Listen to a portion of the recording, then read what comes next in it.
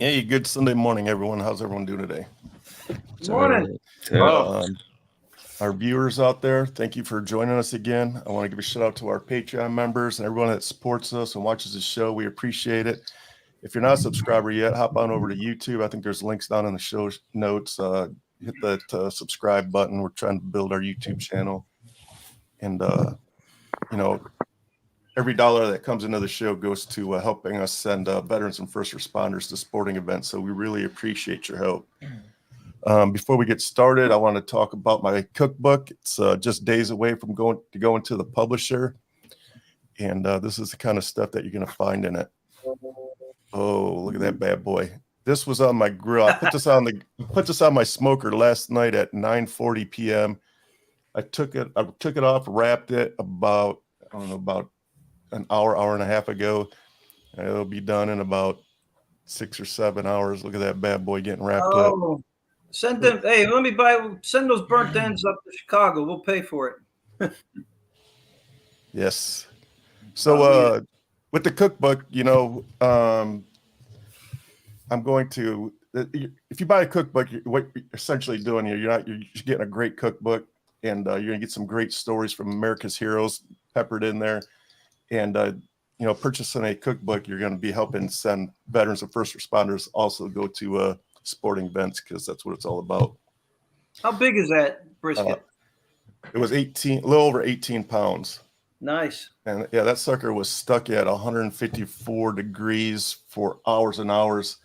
I usually try to wrap it around 165 degrees, but that sucker was stuck. So what happens when you're cooking that big of a meat, it's called the stall. So what happens, it gets to a certain temperature and then just hangs there. And the way to push through the stall is you wrap it. And so it's all scientific, how the muscle fibers break down and everything. So right. It's very scientific to it. But the end product is super delicious. It looks good to me. I mean, Andrew said it looked dry, but I don't know, He's man. being a dick. Yeah, man. I don't know, my brother. Let's see when he cuts it. Let's see that ring. Andrew just wishes that he could cook like I can. I want to see when you cut it, that little marble ring you're going to have, because you're the man. So also I want to pimp my buddy's book.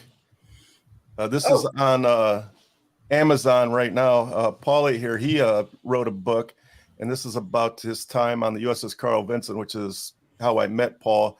And so his proceeds go to the Gary Sinise Foundation, which is a great organization.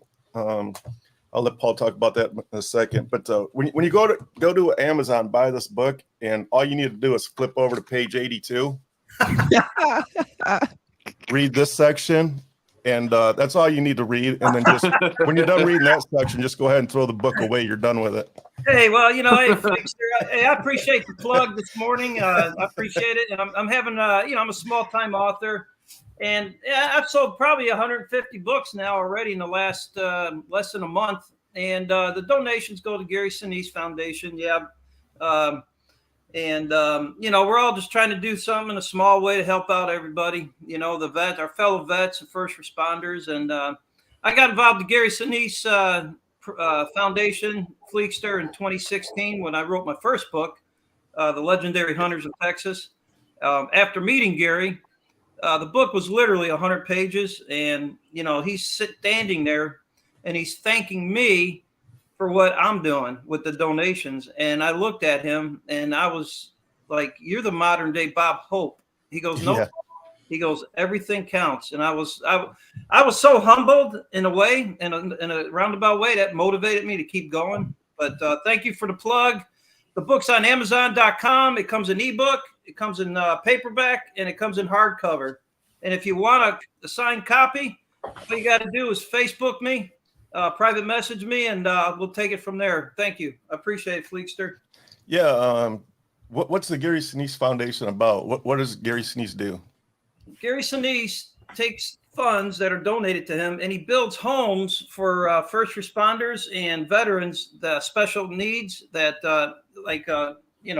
missing, unfortunately, they're missing arms and legs. He builds homes for these folks that, that are user friendly for them, wheelchairs, ramps, kitchen counters that are lower, things that we, as folks that are blessed to still have all our limbs, he does that for the veterans, carte blanche, and builds these homes, and and he also brings awareness and to the veterans, first responders that need to be met, that aren't being met by the VA Association, and he also does. Gary Sinise played Forrest Gump, or he played Lieutenant Dan in Forrest Gump years ago, and now he formed a band called the Lieutenant Dan Band, and that Lieutenant Dan Band goes all over the world and performs for our military troops, and you definitely know in the Gary Sinise Foundation where your donations are going, and that's a big deal, because you could be donating somewhere else, and you may not exactly know if your money's going to the cause or not. But with Gary Sinise, he shows you. He builds these homes and he gives them away to the veterans and first responders. So, thank you again, Fleekster. Yeah, man. Also, in the I'll jump back to the cookbook, I found the official recipe for the United States Navy's chili mac. So I put it in there. So if you're ever needing to cook chili mac for over 100 people, there will definitely be a recipe in there. Yeah, it starts with 14 pounds of ground beef. I thought about breaking it down for like a normal family, but I was like, no, man. So I put it. There's a bonus section in the cookbook, so I put the entire recipe in there. So, could I just tell a thing about chili mac out on the ship? Well, so your story is on. So the. Oh, I won't tell the story. I'll leave it. If you got it in there. No, you can. So what I did with the cookbook, I took like blurbs from my other podcast, TSP, from I interview veterans, and I stick quotes inside the book. So what I did, Paulie has. I'll let Paulie talk about it here in a second, but he told a cool story on my show, and was about chili mac. So I was on a mission to find the official chili mac recipe, and I did. It's on a card and everything, and it's labeled United States Navy chili macaroni. So I wrote it. I typed it all out, put it in the cookbook in the bonus section, and then I took his quote out and his story out and put it in there. Oh, nice. Thank you. I don't know if I could get in trouble anymore for that chili mac story, but it was definitely misappropriation of government, how you say, tools. Oh, no, it was a morale booster. So have you ever heard of anybody before Uber Eats was around, Paulie was doing it, but with using a F-18 fighter pilot jet. Yeah. You got to, you know what? I'm not going to tell that story. Buy Fleekster's book, all right? Buy Fleekster's book. You'll hear about that story about the chili mac. All I want to say about chili mac is being out at sea as a young sailor, when Fleek and I were out there on the Chucky V. You got 4 meals a day out there. You got breakfast, obviously lunch, dinner, and then you got this thing called mid-rats later on in the evening. And, as a young person, you eat anything, and that mid-rats I would go at night and get a bowl of chili mac from the ship, and then I'd get myself 2 pieces of bread, and then I'd put the bread right there, and then I'd get the hot sauce that they had on all the tables, man. And I'm going to tell you, that chili mac, if I ate it now, I don't know if I'd like it. But when I was 21, that thing was like, oh man, I wolfed that stuff down, man. Chili mac's the way to go, baby. Yeah. So for you landlubbers, what mid-rats is, it's a acronym. The military uses acronyms for everything. It stands for midnight rations. So mid-rats is the meal if you want to eat at midnight. So on a ship, there's 5,000 people. So basically the ship operates 24/7. So you have to have meals for the guys that are working, the midnight shift. So the midnight would be a mid-rat. So which came in handy, like when you come out from port and you're drunk as shit, but you're too poor to buy a meal out on Liberty, because let's face it, sailors make like $200 a month. When you're a young sailor, E1, E3, you're literally making nothing. Yep. So you can either afford to go get drunk or eat. 100% we're going to use our money for getting drunk. And then you would come back just in time for mid-rats, before mid-rats shuts down, and wolf down some chili mac, and then go to your rack, and then the next day you do it all over again. Yeah. I mean, yeah. Oh, I'll tell you what, man, those were the days, my brother. That's all I can say. And I appreciate you throwing that chili mac story in your book. Yeah, it's in there for sure. There's a couple stories that get real deep, and I was a little worried about it because I'm like, well, some old lady buys I could think of as like Julia Childs grabbing my book and opening it up to like my marinara sauce, and there's some Vietnam veteran talking about getting shot in the head, or his buddy getting shot in the head, and going through his trials and tribulations throughout his entire life, knowing that his buddy standing right next to him got shot in the head. And that's a whole like very like somber story. And at first I was like, yeah, I'm not going to put stuff like that in there. I want it to be more inspirational. But then the more I thought about it, is like, man, these guys, people need to know what these guys went through and how they deal every single day. So there's some very intense stories in there. And when I go back and I read it, so the book is at 3 people's hands right now, and they're reading it over.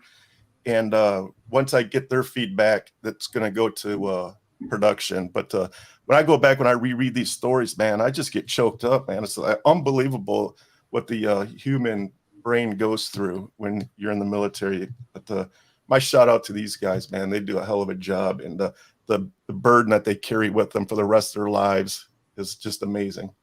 So with that said, about that Lakers and Warriors series, man, one way or the other, it's always a blowout. Like whoever wins, like they're winning by the winning team wins by 20. It's yeah, crazy. either the Lakers blow them out or the refs blow out the Lakers. Here we go.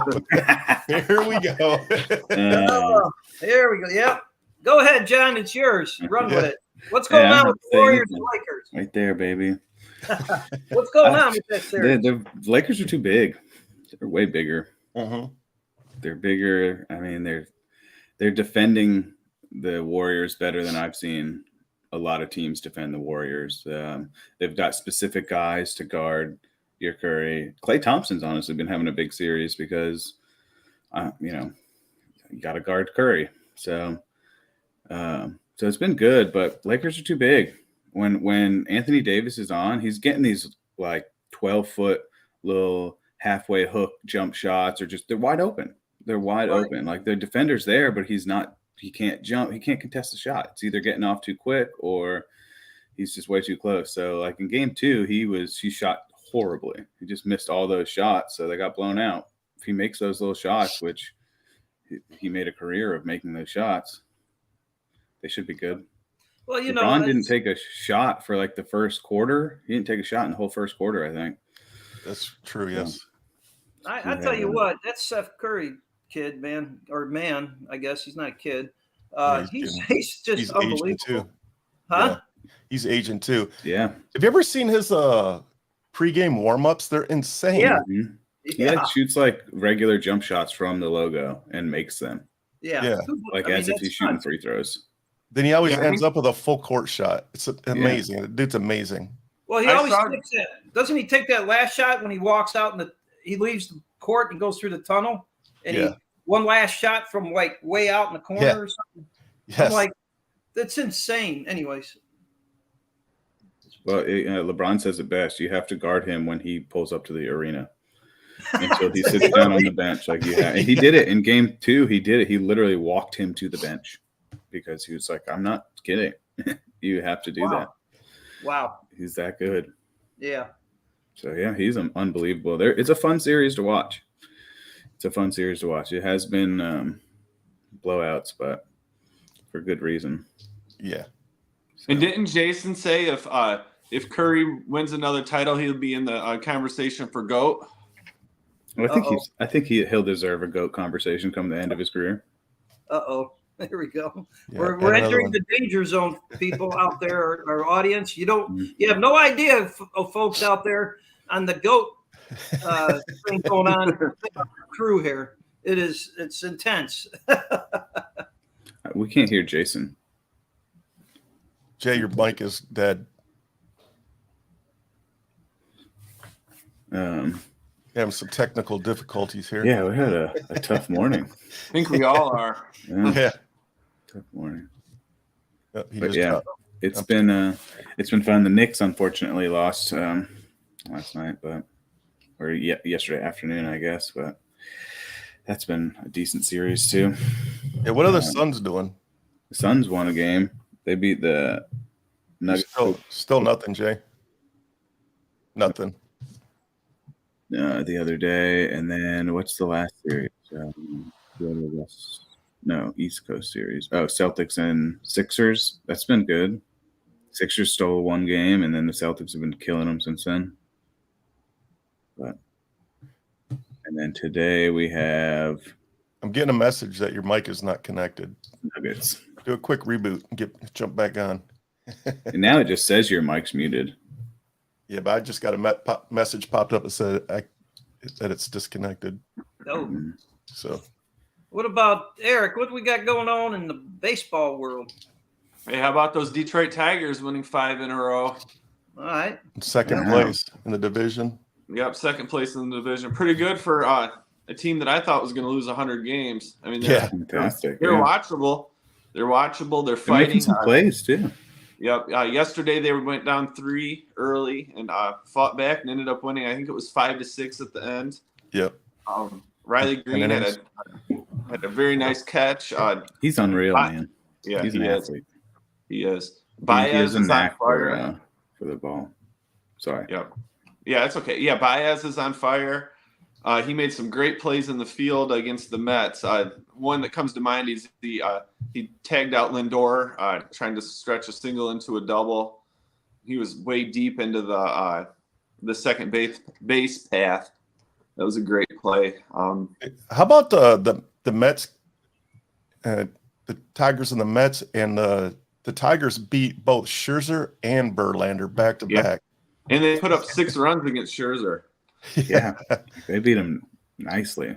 Yep, back-to-back home run. Baez and Green home runs. It's a hitting league, man. If you can hit, you can win games. And the Tigers are hitting the ball when they need to. They're not going. That's one thing I see a lot of teams do is they go down 2 or 3, like you're talking about, and they just can't get it going.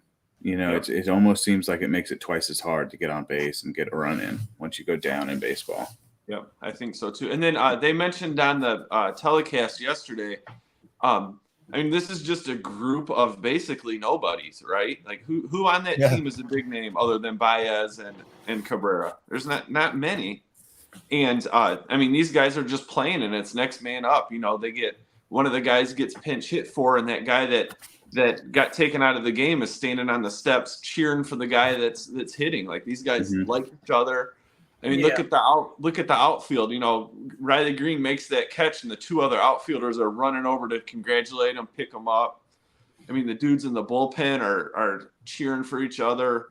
I mean, this is just I think this is a solid group of nobodies that's playing great baseball. Good way to put it. Yeah, and they're big name, man. He's like years past his prime. Yeah, but I mean, like there's one other thing I want to add to that, Fleek.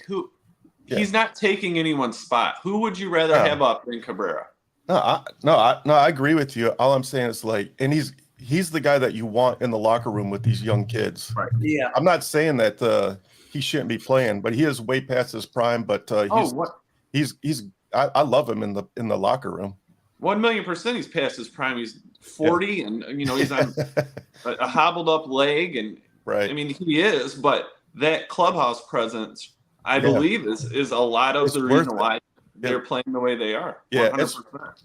He's earning his money, but not on the field, but definitely in the clubhouse for 100%. And what better mentor than arguably the greatest right-handed hitter in my lifetime? Right, 100%. exactly. It's a good person to have in your ear. Yeah. And then one more thing about the Tigers. Rodriguez, man, that pitcher. That guy's slowly making case for Cy Young. Pull the numbers. Yeah.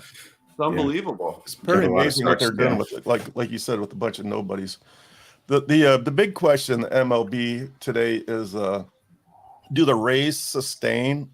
And if they don't, when do they start flaming out? Because you don't expect a team to play that well for 162 games, you know? Did you see they made a section in Tropicana Field called Randy Land? Yeah. And they said if he hits a home run there, everybody there gets a free beverage. And the first night they did it, he hit a home run on his first at bat. Yeah.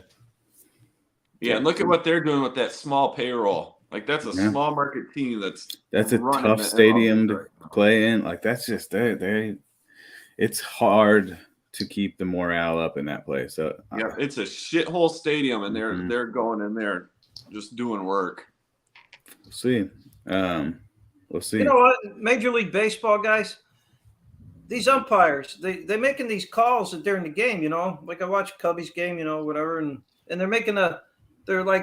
they step out and they go, you know, they make a point, and it's like, what the hell's going on? Yeah, I almost wish they'd have mics.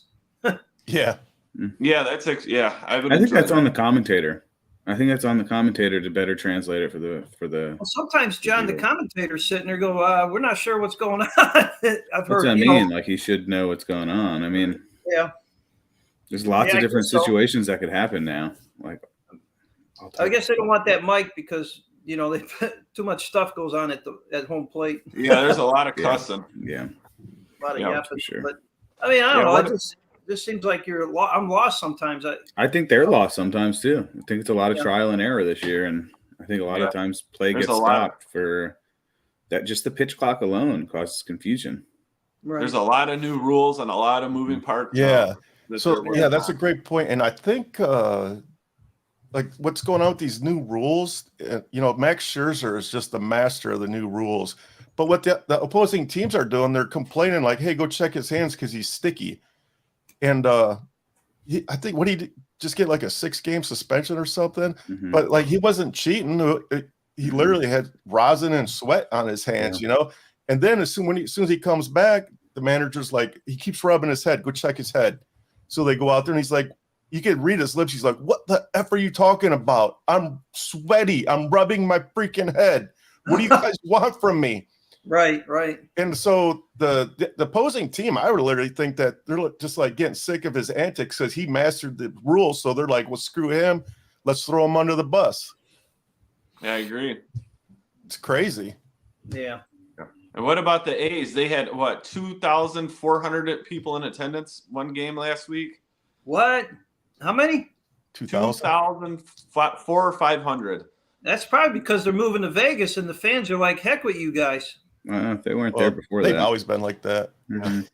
Well, it's California. There's a lot of stuff to do out there besides go to a ball game. Definitely not. Max Scherzer hasn't been really. He's had his last couple starts have been rough. Yeah, after he got caught cheating. Yeah, so maybe there was something he was doing there. Yeah, maybe he was. I don't know, man, but I don't know. It's crazy. We should just ask the Houston Astros. Hey, take a look at the tapes and see if they're cheating. Are the commissioner of that category, that's for sure. Because the fans are blowing or something in the Houston stadium. I'm sure they'll have something new this year. Got to keep it fresh. John, everybody out there, he's got a theory on the Houston Astros. Their continuation of cheating in baseball should have been banned a long time ago. And they're quite creative on his perspectives that he throws at us. But some of them, I kind of, John, sometimes you make me think about. I'm like, well, were they? Imagine how I feel sitting here watching the Yankees lose to him every year. Yeah, that's what I was gonna say. He's only saying this because they're losing to the freaking Yankees. It's like that meme you see with like all the mathematical equations going around your head every time we are 2 yards short of a home run. Got to be something. It was the fans in the stadium. Fans, the trash cans. It was the bear guy. Yeah, well, there's like clickers and trash cans and all kinds of crazy stuff. Yeah, what did Gaddis say? They were pounding garbage cans, and then he was taking so many steroids he couldn't even name what they were. And then he said they had the vibration buzzers too. Yeah. Oh man, I almost forgot. I told you guys I was going to do some fun facts on Manute Bol this year or this weekend. Oh, yeah.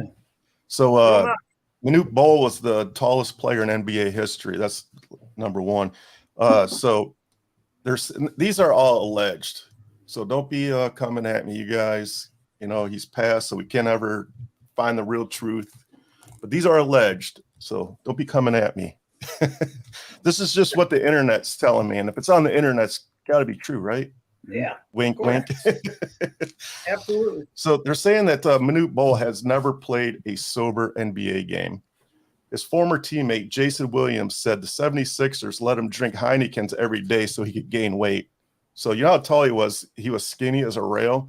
So that's how they get him to gain weight. So that's the allegedly. He's never, ever played an NBA game sober. I feel like he's probably not the only one. Continue. Yeah. So he was over 50 years old when he played in the NBA. He lost his birth certificate at a young age, so he used to cut slashes in his head every 5 years so he could keep up with his age. When he played in the NBA, he had 11 slashes on his forehead. He was Sudanese. I don't know if I'm saying that correctly, but he paid 80 cows for his first wife. It was a Sudanese marriage agreement. He had 2 wives and 10 children. Wow. That's it. It's unreal. How tall was he, Fleek? How tall was he? No, I didn't even think to look that up. Is he like 7'4" or 7'5" or something like that?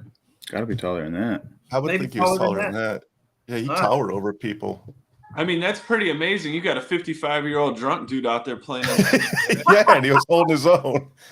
Yeah, hell, I'm 57 and I have a hard time just walking up the stairs sober. I know. Yes. 55 years old is when he started. They said, well, they didn't really say. It just said he was in his 50s. He was in his 50s. Oh, he was in his 50s though, playing. Okay, yeah. Yeah, Savannah says that's too many children. That's too many. Yeah. Well, he's probably got a big paycheck though. Well, it was big. I think a lot of those kids were like when he was living in a third world country. Like they don't have, as we've been to Africa. That's just the way they roll there. There's no. They can't afford contraceptives or, they don't have medical. It's crazy, man. We walked around, again, back in my Navy days, we walked around Mombasa, Kenya, and like the elephantitis in that country was unreal. It was common for people to walk around with this big old clubs on their feet, their extremities. It was crazy, man. He was 7'7". 7'7". I remember taking 7'7". Yeah, I remember taking those malaria pills for about 2 weeks before we got there for mosquito bites before we pulled into Mombasa. I think we're on malaria pills for like 8 weeks solid because you had to be before and after to keep the malaria out. It was crazy. And I can remember there was no cold water. Everything was lukewarm, no ice. Yeah, there's no ice. You go get a beer and it's hot. They had no refrigeration at all. Andrew just said that his son plays for the Magic now. Bol's son. Yeah, Bol. Speaking, that's his name, Bol. Yeah. That's strange. Speaking of sons, NBA sons, little Bron's going to USC. Yeah, he is. Oh, he is? That'd be fun to see. He committed to USC this week. For how much money? $8 million or something? Probably a lot. On the nil deal, John? I have no idea. Jason would probably know, but I have no idea. Mike's not working. Put up a number. There's a guy. 7 million. There's a guy in high school. In football, I think, and the guy's he's not even out of high school, and he's already going to get like $10 million when he goes to college. Archie Manning? The kid Archie Manning's kid, or no, it's not Archie Manning's kid. I'd have to pull it up. Yeah, I saw it the other day. He's getting paid a lot too, and they say he's not worth it. Oh, at Texas, yeah. Yeah, Texas. Well, I don't know that nil thing is a game changer. Like I said, 25 schools are going to be the only ones that get the top 5-star athletes because they're the only ones that can pay the money. Yep. But anyway, the Cubbies won yesterday. They came back. That was nice. They're bringing up some some new kids from well, now Fowler's been around, but they're bringing up him and why is so I don't know. We'll see. Baseball season, 162 games, long way to go. Yes, the NHL is in full form right now. Their playoffs. I had some clips I wanted to play, but I didn't have time to put them together this morning because I was up late cooking, and then I took my dog to the groomer this morning. So, Nice. But did we ever talk about the President's Cup and the Pittsburgh losing to Florida? Yeah, Florida's winning that next series too. Yeah, Florida's about to beat Toronto. Boston.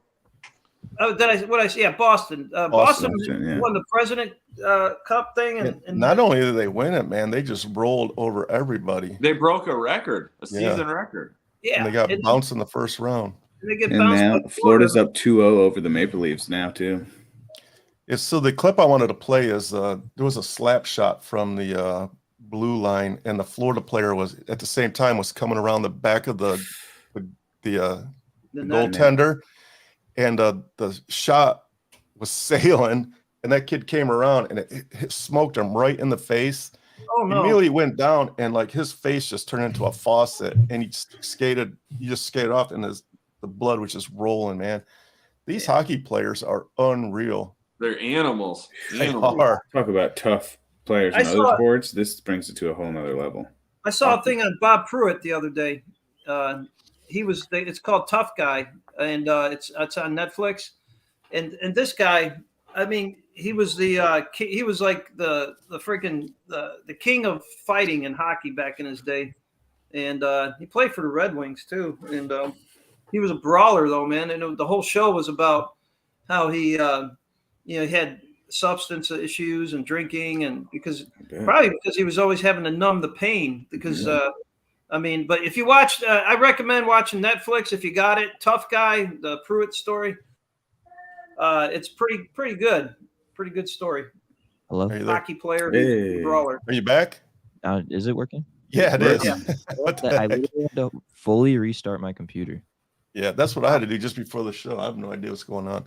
I was looking at the settings though, and it said my microphone was working. Like my bar was moving when I would talk. I don't know.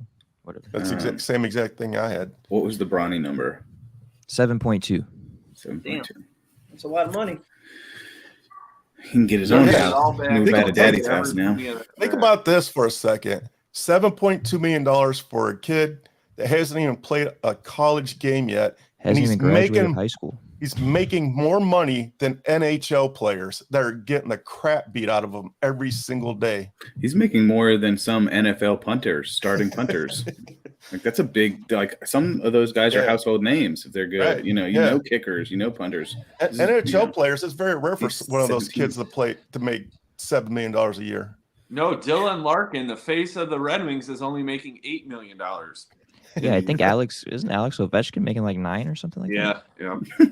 Like it's not. And this kid's in high That's school the sport. making more Yeah.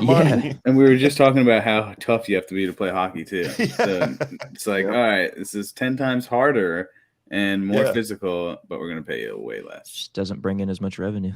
Yeah. No. You'd think And the people would wanna watch it USC will make all that money back in the first week. Oh, easily. now. They charge I don't a know lot if more that was per from USC ticket too. You can't specifically. just, if NHL started charging you to watch it at home, you can't get it. You can't get a fight just on local TV anywhere. So everybody but I pays think to watch. If the NHL did that, the league would die because no one. Oh, every league would die if they did. I don't know how fights get away with it, but I guess Probably all enough about the people want to watch promoters. it live. The promoters, I and just watch the highlights. Yeah. Vegas and the gambling and all that ties in, I guess. It's I the don't know. gambling too. Yeah, a lot of people bet on fights, and I tried it. Yeah. I have no luck. So So I'm not into horse racing, but the long shot came in apparently yesterday. yeah, Fucking somebody Derby. made a killing. Somebody made a killing yesterday. yeah, That was amazing. I watched the highlights of that. Yeah. That horse was way in the back, yeah. Yeah. and he was down to like the last turn, and he just put on the jets and just It's like It he's was like stabbed him with a zagging just steroid past shot everybody. mid-run. exactly. Wow. It was Wow. amazing. Nos. Wow. I didn't see it. Got the nos on my horse. Yeah, it That's started just that flames coming out of the rear end. that sport is so weird because they hype that race up all year, and then the day of the race, it's literally on TV for 10 hours.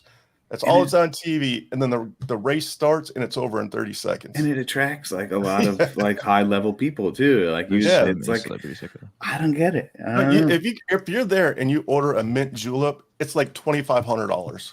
Oh, well, first of all, one drink. First of all, I don't even know what the hell a mint julep is. You and me both. Yeah, it's a bourbon drink, and it's $2,500. Well, I guess not like 2,500 is what it is. Not that price, I anyways. guess, it's an event, right? I mean, the ladies put their big hats on, and the guys put their duds on, and then those are people that are into gambling. It's a big deal for them to go to that thing, I guess. You want to be cool. seen. Who knows? If I got a free ticket, I would go. If I had money, I would go. If somebody gave me a free ticket that would bet on a horse, I would definitely go. Yeah, for sure. Hope this guy wins a big bet. Before it started yesterday, I was literally thinking to myself, I should put $10 on the long shot, but I don't think DraftKings will let you bet on horse racing, so I didn't do it. And then when he came through, I was like, damn, you know how much money that would have been? Yeah, that's funny. I bet you're right. That's crazy. I never really thought about that, but I don't really gamble. I don't really gamble either, but I'll put like $1 or $2. Like I don't gamble much. Makes it a little bit more interesting. I guess I'm just more genuine in my as a fan. I guess not that saying gamblers aren't, but I can care less about gambling, and it just doesn't interest me. It never has. I mean, I don't know, whatever. Yeah, that's how I've been getting the Lakers to win. I've been betting on the Warriors, and they win. Well, you better start betting on whoever the Yankees are playing, man, because they're in last place. I don't have that much money. Baseball is way too long of a season. They got to do it on their own, man. Put $1. That payroll, I ain't giving them a dime. I've got so much invested in that team. They're on their own. The Bombers, they're bombing, huh? They'll be all right. Oh yeah, it's a long season. Very long. We've got our injury list is like if you made a starting roster out of our injury list, they would win the World Series. Right. We need the Yankees to make the playoffs because it gives me so much joy to watch them lose in October. If the Tigers don't make it, you got to see the Yankees lose. There is a crazy situation where the Tigers could knock out the Yankees in the playoffs. That could happen. Explain that one.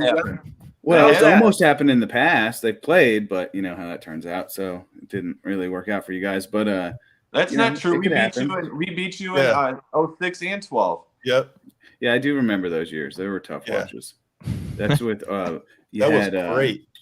Orlando Cabrera. He was a beast. He would always come up with a big hit. And then who was the guy was that him with the curly hair, the long curly hair? Ordonez. He was a pain in the butt. He was a dog. Yeah, he was a dog. The those teams should have brought back World Series. Yeah, especially the 06. We're still bitter about that too. Victor Martinez, right? Yeah, V-Mart. You know who I feel was a big flop in those years? Prince Fielder. Even though the dude was a beast, man, but oh my God. In the playoffs, he just freaking flopped. Remember that flop around third base? I was at that game. I was there. I saw it live. I was there. You could feel the stadium shake when that fat ass fell. Dude, that place still freaking haunts my nightmares, man. I was there. It was terrible. Then he gets in a fight in the locker room with Garcia. And Miguel Cabrera has to break it up, and then Miggy gets hurt, and he's out because he's breaking. You know why Prince was fighting him. Yeah, but he should have been pissed at his wife and not at Garcia. You know what I'm saying? That's not his wife. Did you hear about the whole Andrew Wiggins situation with Golden State? Why he missed like half the season this year? Andrew Wiggins was out for half the season this year because his wife he doesn't know if his kids are his. Yeah, it's really, really bad. So, damn. Yeah, that's terrible. I would say rest in peace, Jerry Springer, but that would be like a Jerry Springer episode. I just hope he gets his piece and gets to get out clear. Doesn't have to pay a bunch of money and stuff because that sucks. I feel bad for Jerry Springer. He has no bad history or anything. I love Andrew Wiggins. Yeah, Andrew Wiggins is a beast, man. He's a good player. He's that perfect addition for that Warriors team. He's just not a troublemaker on or off the court. Well, he's Canadian. What else did you expect? Yeah, true. Good point. I didn't know he was Canadian. He's Canadian. Yeah. Makes sense. Full circle. Mm-hmm. Mm-hmm. But All right, guys. That's all I About got. 41 minutes. I feel it's time to wrap this thing up. Has anybody got any parting words? Oh, I have parting words. No. The NFL schedule comes out this week. Yeah, May 11th. Finally start lining up our Lions tickets. Mm-hmm. Be on the lookout. Mhm. Yes. Is it going to be worth it to go to any Titans games this year? Just Yeah. as like a local? Maybe if So- they play somebody good. That hesitation killed me. No, No. they ain't getting my money either. So Yeah, I'll probably I'll go to probably get. I used to go to a lot of Titans games, but it's a pretty lame experience at their stadium. For one, Yeah, Nissan's. you're either sweltering in the heat. There's no shade in that stadium. The sun's either cooking you and it's miserable, or it's cold and rainy. There's no in between. It's a pretty bad experience there in my opinion. The Nissan Stadium attendance record got broken last night. Yeah. Oh, with T Swizzle. T Swift. two nights ago. Yeah. 2 nights ago. I heard there were people like lined up on the walking bridge, just like. My girlfriend went. She said there was like 70,000 people there. Jeez. Hey, we were at the Luke Combs concert last night, I Soldier saw it. Field, with Lainey Wilson and Riley Green. Oh my God! It looked good. If you like country music and whatever, I'll tell you what, Luke Combs, that dude. Not only was and Lainey and Riley, but the concert was concert was great. Soldiers Field, I've never seen that Soldier many Field. people in That's what I was gonna ask. one venue, one stadium ever. Yeah. And the thing about Luke Combs that people may not know unless you go to his concert is after the concert, the band is just playing some rhythm stuff on the stage still. And Luke Combs stood out there for probably 20, 30 minutes signing autographs on the That's stage. awesome. The Yeah, guy, that was awesome. the guy, one hit after another. Every Yeah. song he sang, you guys would know on the radio. I dig Luke Combs. I'm not a big fan of Lainey Wilson. I think she pushes her accent and her image too much. All right. I just have an issue with her. All right. But I think she's great. It looked like fun. Look, I saw the video. The Bears and the Titans, glad you- those are two teams that are getting brand new stadiums here in the near future. The city council just approved the go-ahead for the Titans. So that will be That's gonna be dope. that's going to be freaking awesome. They're gonna like make it into like a whole. You know where Top Golf is? Yes. I think they're gonna like make that whole community, and then it's gonna be like right next to Top Golf when it's said and done. Like the Nashville did it right, man. You have Bridgestone on one end where the Predators play, and then the Titans are on the other end, and in between is nothing but bars and honky tonks. And you can walk There's a river. between both facilities. And That's what I like about these downtown ones. is just amazing.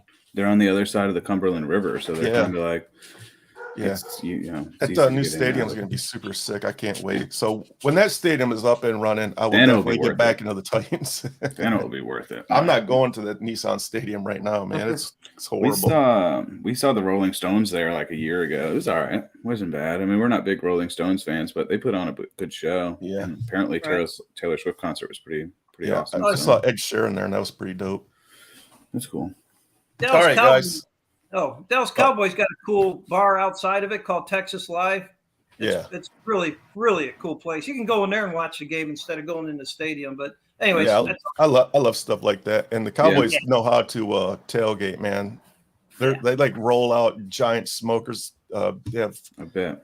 big giant like 100-inch TVs in the back of their trucks. It's crazy.